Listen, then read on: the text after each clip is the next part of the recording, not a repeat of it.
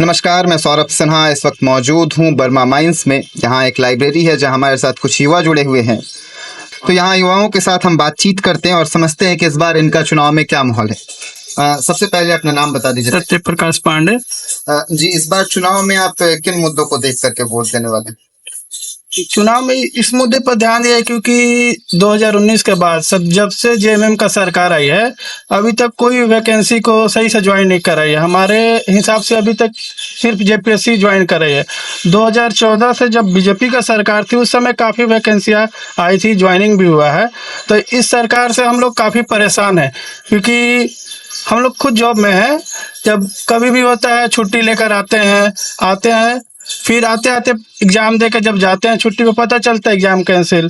बस यही सब चीज़ से परेशान है। बाकी बीजेपी का सरकार में जो था, मतलब क्या बोले, वैकेंसी जो था ना, मतलब युवा तो वही देखेंगे ना, अपना रोजगार देखेंगे और बाकी सब तो देखेंगे नहीं कौन क्या है। जो होता है ना कि कांग्रेस बीजेपी लड़ाई अपना वो सब राजनीति से तो मतलब है नहीं हम लोग को चाहिए कि नौकरी। तो नौकरी कौन सा सरकार दे रही है उस हिसाब से हम लोग देखेंगे। हमें रोजगार की आवश्यकता है तो हम लोग उसी पार्टी को सपोर्ट करेंगे, ना कि चेहरा देखकर। बस यही चीज़ है। 2019 में जब विधानसभा चुनाव हुआ था तो मुख्यमंत्री हेमंत सोरेन जी ये कह के गए थे कि 5 लाख नौकरी दिया। 5 लाख अभी हमारे हिसाब से तो नहीं लग रहा कि 5 लाख नौकरी मिली है। उन्होंने कहीं पर ये भी बोला था शायद कि सरकारी नौकरी करना ही मतलब ये नौकरी नहीं होता है, कुछ और भी करो, खेती करो, मुर्गी पालन करो, ऐसे कुछ बोले थे, कहीं हम सुने थे। उनका कहना ये है। तो करने का तो लोग ऐसे भी जीविका अपना चला सकते हैं, प्राइवेट भी करके चला सकते हैं, लेकिन सरकारी में आदमी चाहता है कि एक हमारा जॉब सिक्योरिटी हो। ठीक है, तो इसलिए लोग सरकारी नौकरी के पीछे भागते हैं। और जितने भी हैं युवा, चाहे यहाँ पे भी आते हैं, सब निम्न वर्गीय परिवार से आते हैं, उतना तो हाई फाई है नहीं। बस यही सोच के अपना लगे रहते हैं बस। और हेमंत सोरेन जी जो भी बोले अभी तक तो कुछ दिए नहीं है। बाकी बीजेपी का है तो वही बात मैंने आपको अभी भी बोला कि चेहरा देखकर युवा वोट नहीं करता, बस ये देखता है कि हमें रोजगार मिल रही है कि नहीं। 14 से 19 में काफ़ी वैकेंसी यहाँ से ही बहुत सीनियर निकले हैं, जो बहुत सारे आईआरबी हो गया, झारखंड एसआई हो गया, वायरलेस हो गया, रेडियो ऑपरेटर, बहुत सारी वैकेंसी आई है। लेकिन 19 से 24 के बाद अभी तक तो मैं भी ग्रेजुएट हूँ, लेकिन मैंने भी अभी तक एक एग्ज़ाम फेस किया जो अभी हुआ आपका क्या बोले झारखंड सीजीएल का। ये एक पहले भी जनवरी में हुआ था, वो भी कैंसिल हुआ, अभी हुआ, इस पर विवाद चल रहा है, अभी इसका भी क्लियर नहीं किया गया। बाकी अब आगे क्या बोले, देखिए क्या होता है। क्या नाम है? मेरा शुभम मिश्रा। इस बार चुनावी माहौल जो है वो किस तरीके का लग रहा है?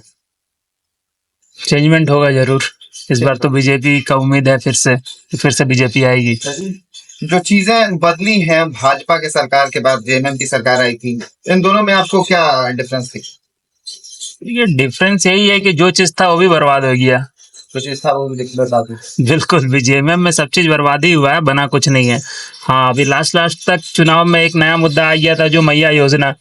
बस वही खाली 2-3 महीना कुछ औरतों को लाभ हुआ है 1,000 रुपया का, उसके अलावा कुछ और किसी को भी लाभ नहीं हुआ है। एग्जामिनेशन के पेपर लीक रोकने के लिए एक दिन का जो इंटरनेट बंद किया गया था 2 दिवसीय, उस पर आप कितना सहमत? देखिए, ये तो कोई फायदा नुकसान का चीज नहीं है, उल्टा नुकसान ही था। गवर्नमेंट का नुकसान हुआ ना, कारोबार जो हुआ एक दिन में, जितना नेट के थ्रू जो भी चीज़ चलता है वो तो पूरा नुकसान ही हुआ, कोई फ़ायदा तो हुआ नहीं। फिर भी इस लीक पे मुद्दा चल रहा अभी भी, लेकिन ये चीज़ अभी क्लियर नहीं हो पाया, तो बंद करके फ़ायदा क्या हुआ। ऑफलाइन एग्ज़ाम तो बिहार में भी होता है, बहुत स्टेट में होता है, लेकिन यहाँ हर बार वही चीज़ होता है, लीक लीक लीक। कितना आदमी, देखिए हम लोग छात्र हैं और हम लोग सबसे बड़ा चीज़ देखेंगे, हम लोग के लिए रोजगार उपलब्ध है कि नहीं सरकार में। ये सरकार में, ये पिछले सरकार का अगर हम लोग कंपेयर करें तो रघुवर दास सरकार में जिस हिसाब से नौकरी आया था, चाहे वन विभाग में हो, झारखंड पुलिस हो, चाहे झारखंड दरोगा हो। आपको झारखंड दरोगा का देखिए है कि 6 महीना में उन्होंने ज्वाइनिंग तक दे दिया था। वन आरक्षी का भी वैकेंसी आया था, झारखंड पुलिस भी आया था और सचिवालय भी निकला था उसी समय।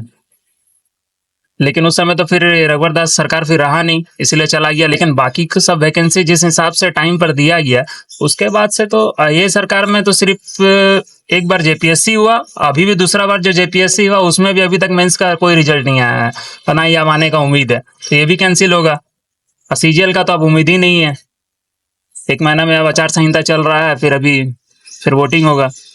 इसीलिए ये सरकार तो रोजगार के मामले में बिल्कुल फेल है।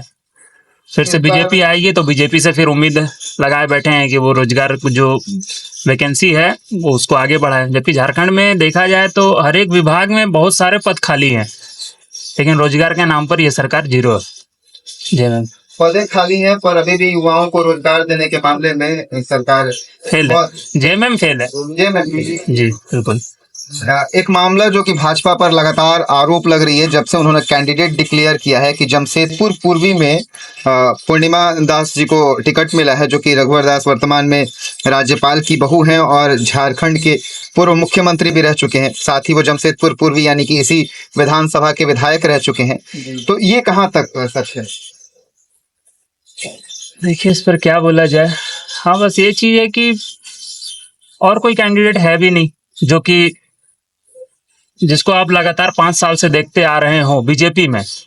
अभी जैसे बीजेपी के एक निर्दलीय खड़े हुए हैं शिवशंकर सिंह जी, उनको भी मुश्किल से 6 महीना से लोग जान रहे हैं। उससे पहले बस उनके लोकल को ही जानते होंगे, बाकी पूरा जमशेदपुर तो नहीं जान रहा है उनको। अरावत रघुवर दास को तो सभी जानते हैं। हाँ यहाँ के कैंडिडेट थे सरयू राय, अगर उनको फिर से यहाँ से खड़ा होता तो वो फिर से जीतते, लेकिन वो तो पश्चिमी चले गए और बाकी कोई यहाँ कैंडिडेट नहीं है। जो नए चेहरे की डिमांड बिल्कुल बिल्कुल हम तो समर्थन में है कि बीजेपी के तरफ से कोई नया फेस नहीं है, मतलब कोई नया फेस जो आया है, कोई पुराना वैसा कैंडिडेट था नहीं जिसको दिया जा सके। और रघुवर दास को भी अपना सीट बचाना है, क्योंकि वो भी तो जब से इधर से 2019 का जो चुनाव हारे थे उसके बाद से तो उनका इधर खत्म ही हो गया है पूर्वी में क्षेत्र, इसलिए उनको भी अपना अस्तित्व बचाना है, तो अपना ही परिवार को खड़ा किए हैं। हालांकि अगर परिवारवाद का मुद्दा देखा जाए तो फिर गलत तो हम देखेंगे ही, क्योंकि बीजेपी का अगर देखा जाए तो बीजेपी हमेशा से कांग्रेस पे ये इल्जाम लगाता आया है कि वो परिवारवाद करता है, तो अगर जब वही ये करे तो बहुत हद तक लोग तो गलत उसको बोलेगा ही। हाँ लेकिन अब बीजेपी का ये कहना है कि हम नया फेस दे रहे हैं, तो अब ठीक है, ये भी अच्छा है, नया फेस उतारिए, सही है, बस वही बात है। क्या नाम है भाई आपका? सर मैं विशाल कुमार नाम है। हाँ, इस बार के चुनाव का मुद्दा क्या होने वाला है? इस बार का देखिए चुनाव जो है वो आते रहेंगे जाते रहेंगे, पर ये मेन मुद्दा ये है कि भारत में जो इतने बेरोजगारी जो तादाद पे हर साल बढ़ रही है, हर साल देखा जाए तो 10 पास होने के बाद भी वो बच्चा फॉर्म भरता है और ग्रेजुएशन वाला भी फॉर्म भरता है उसी को। तो सबसे पहला बात यही है कि रोजगार को एक लिमिट तक मतलब बढ़ाया जाए कि रोजगार हर नागरिक को मिल सके। जैसे जैसे पॉपुलेशन बढ़ रही है धीरे धीरे भारत की, उस हिसाब से रोजगार मिले, चाहे वो प्राइवेट सेक्टर में भी। आजकल क्या है ना कि एक लिमिट तक मतलब पैसा है, उसके बाद ज्यादा नहीं है। और सरकारी जॉब इसलिए लोग खोजना चाहते हैं क्योंकि उसमें एक सब जानते हैं कि वो मेरा लाइफ सेट कर सकता है।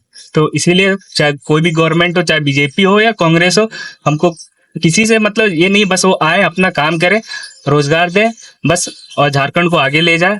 और जैसे अभी झारखंड के जो जेएमएम पार्टी के जो थे सीएम थे, उनका क्या नाम, चंपाई सोरेन जी, अभी वो बीजेपी में आ चुके हैं। और बीजेपी में आने से वो वादा किए हैं कि भारत में रोजगार और जो सीजीएल और जिस पद का जितना भी खाली रिक्ति स्थान है उसको भरने का प्रयास करेंगे। तो उम्मीद है उनसे कि कर सकते हो जी। जैसा भाई ने कहा कि सरकारी जॉब ये किया जाए, तो देखिए मैं इसमें से सहमत नहीं हूँ। कारण क्या है कि अगर जिस हिसाब से पॉपुलेशन है तो आपको कहीं ना कहीं प्राइवेट को बढ़ावा देना ही पड़ेगा, और प्राइवेट ही जॉब क्रिएट करता है, ना कि सरकार जॉब क्रिएट करता है। मेरा मुद्दा ये है कि झारखंड में वैकेंसी जो ऑलरेडी सरकारी में है वो खाली बहुत है, वो पहले से इतना खाली पड़ा हुआ है और उस पर नए वैकेंसी नहीं हो रही है। मुद्दा ये है, तो आप उसको खाली रखने से बेहतर है कि आप उसको नया ज्वाइनिंग दीजिए। बस मुद्दा ये है, आप हर एक विभाग में आप सरकार को नहीं जोड़ सकते हैं, आप प्राइवेट को आपको बढ़ावा देना ही पड़ेगा। और जिस हिसाब से पॉपुलेशन भाग रहा है इंडिया का, तो वो प्राइवेट ही नया जॉब क्रिएट करेगा, ना कि सरकार। बस वही बात। Thank you. झारखंड सरकार जो है वो रोजगार के मामले में कितना हद तक बेहतर साबित हुआ है?